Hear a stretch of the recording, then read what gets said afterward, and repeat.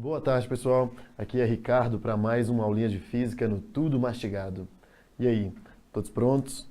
Bom, na nossa aula de hoje nós vamos finalizar aquele conteúdo de mudança de fases em calorimetria. Para isso, vamos começar com uma questãozinha, como sempre. Vamos lá? Pois bem, nessa questãozinha ele diz o seguinte: um frasco contém 20 gramas de água a 0 graus Celsius. Em seu interior é colocado um objeto de 50 gramas de alumínio a 80 graus Celsius. Os calores específicos da água e do alumínio são respectivamente 1 caloria e 0,10. Supondo não haver troca de calor com o frasco e com o meio ambiente, determine a temperatura de equilíbrio da mistura. Bom, antes de qualquer coisa, você percebeu que é uma questão que está tendo troca de calor entre dois corpos? Então, a primeira coisa a fazer é lembrar qual é a equação para a gente fazer isso. Então vamos lá no quadro agora para a gente organizar e fazer uma pequena revisãozinha, vamos? Pois bem, sempre que nós temos corpos trocando calor, independente do que vai acontecer com cada um deles, nós teremos alguém que vai ceder calor, então nós teremos um calor cedido, e nós vamos ter alguém que vai receber esse calor. Então nós vamos ter uma quantidade de calor que vai ser recebido. Bom, se o sistema for fechado, nós podemos garantir que essas quantidades são iguais. A nossa única diferença é que os sinais não serão iguais. Por exemplo, se forem cedidos 100 calorias, serão recebidas 100 calorias. A diferença é que cedido é negativo e recebido é positivo. Quando você soma essas duas quantidades, menos 100 com mais 100, nós terminamos com zero. E é essa a nossa equação. Sempre que eles vão trocar calor, quando eu somar o calor cedido e recebido, eu terei um valor nulo. Pois bem, nesse caso, perceba que ele não citou nenhuma mudança de estado físico diretamente. Isso quer dizer, então, que nós não teremos calor do tipo latente. Vamos lembrar como é que funciona? Nós temos dois tipos de calor.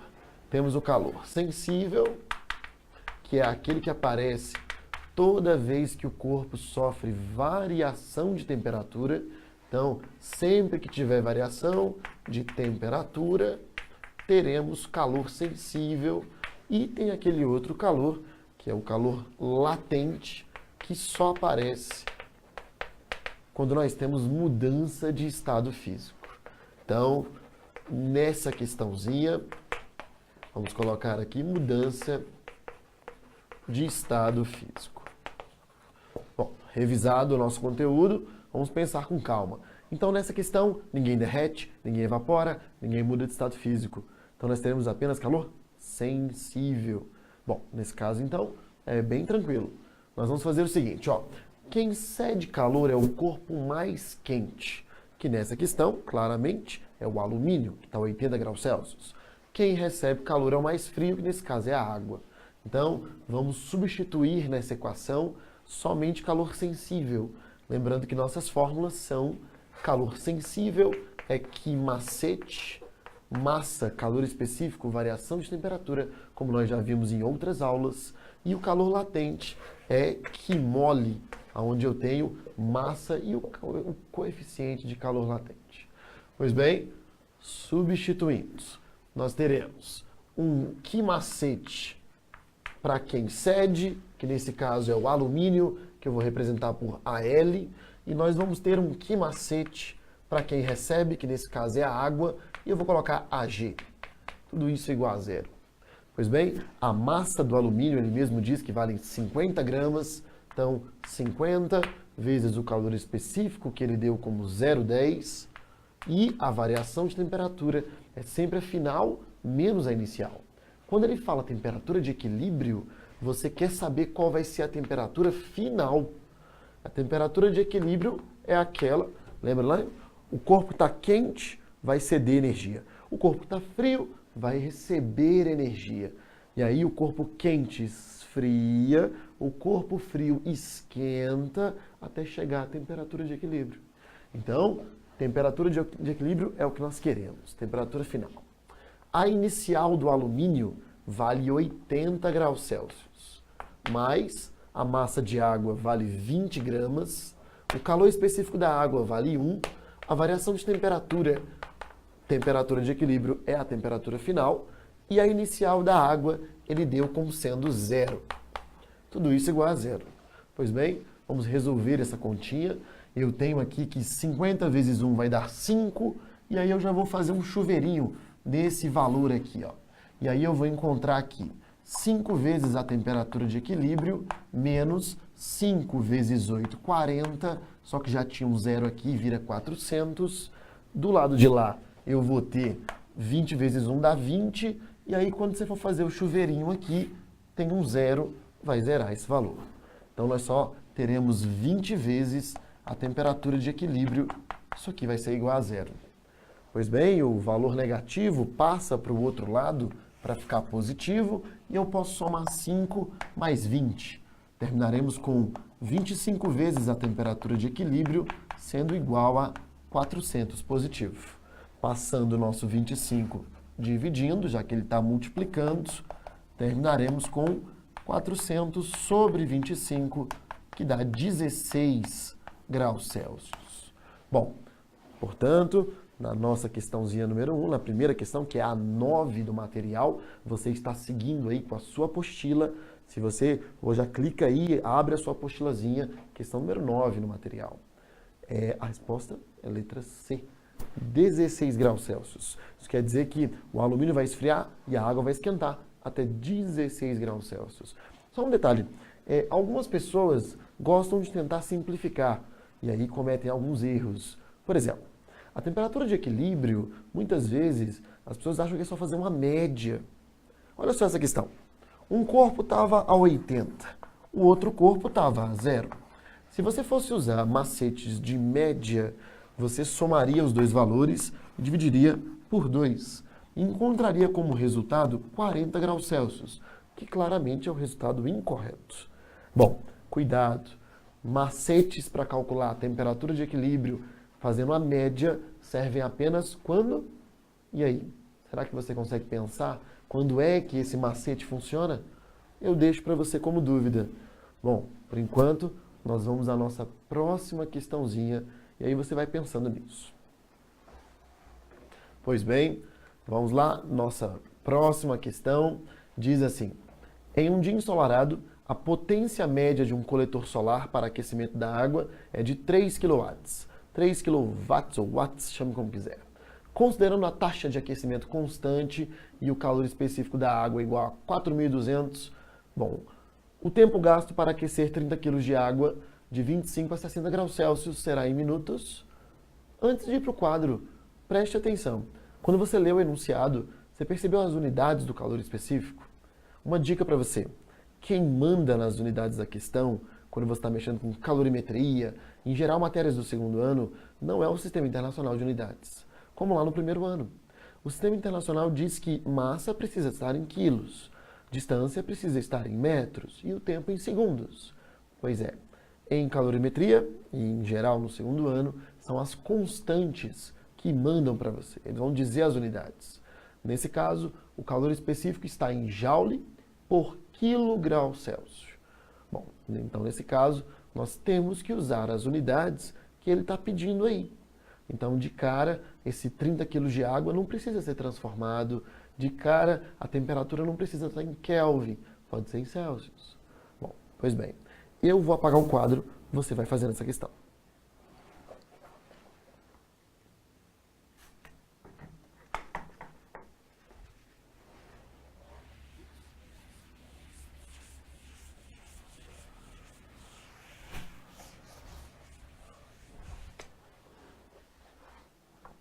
E aí, já pensou numa ideia de como resolver isso? Primeiro precisamos interpretar o que significa essa potência que ele deu aí. Vamos relembrar o que é isso?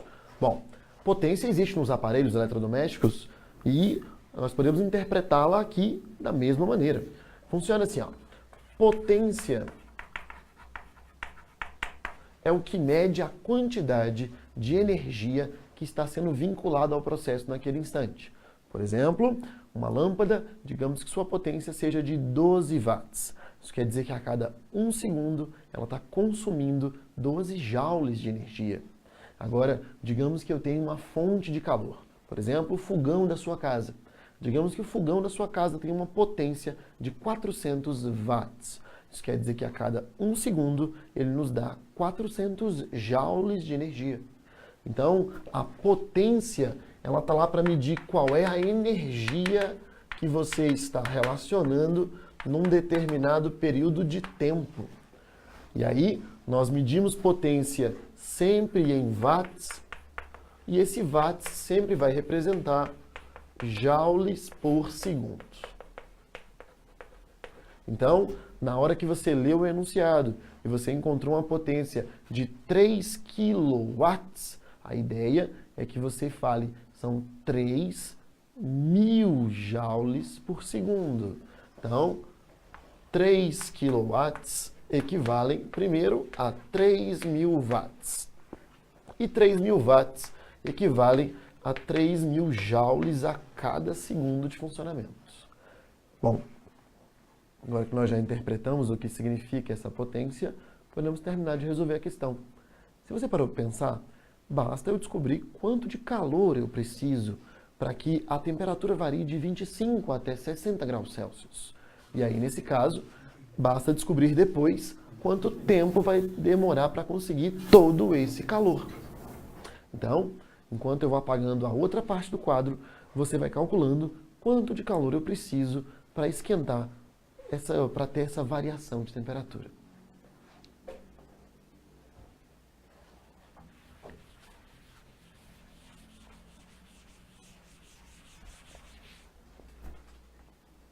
E aí, já calculou?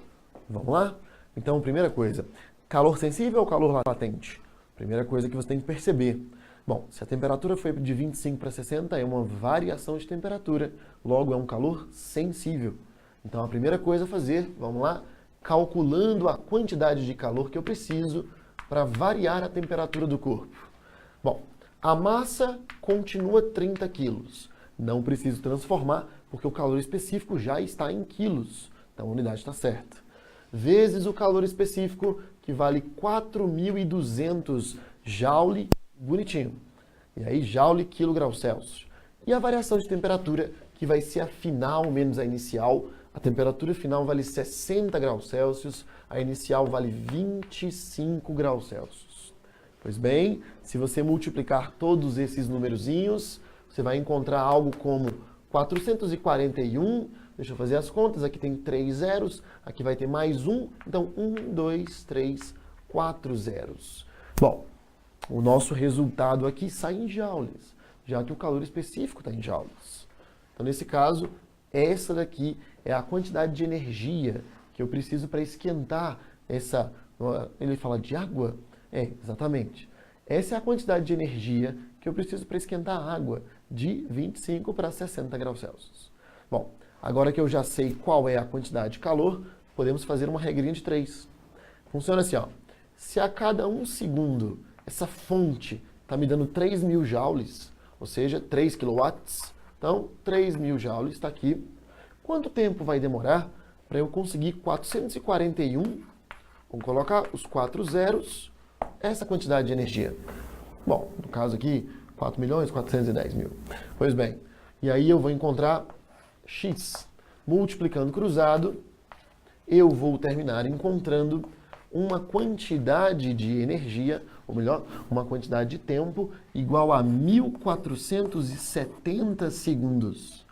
Esse é o tempo que eu vou precisar para conseguir essa quantidade de energia. Mas está em segundos. A questão não quer em segundos. A questão quer que nós calculemos em minutos. Então, precisamos transformar esse valor para minutos. Lembrando que de segundo para minuto, basta dividir por 60. E aí, nesse caso, se eu pegar 1.470 e dividir por 60, eu vou encontrar 24,5 minutos. E aí, sim, essa é a nossa resposta, ou seja, a resposta é a letra D. Então, demora 24,5 minutos para que eu consiga energia suficiente para variar a temperatura de 25 até 60 graus Celsius. Pois bem, mais 2 questões resolvidas, avançamos um pouquinho mais no nosso curso, mas ficou uma dúvida. E aí, na outra questão eu perguntei, quando é que o macete da regra fazer uma médiazinha para achar a temperatura de equilíbrio funciona? Já conseguiu pensar na ideia? Poxa, eu vou deixar você pensando. Eu não vou responder agora. Quem sabe na próxima aula? Bom, nos vemos até lá. Por hoje é só. Uma boa tarde a todos.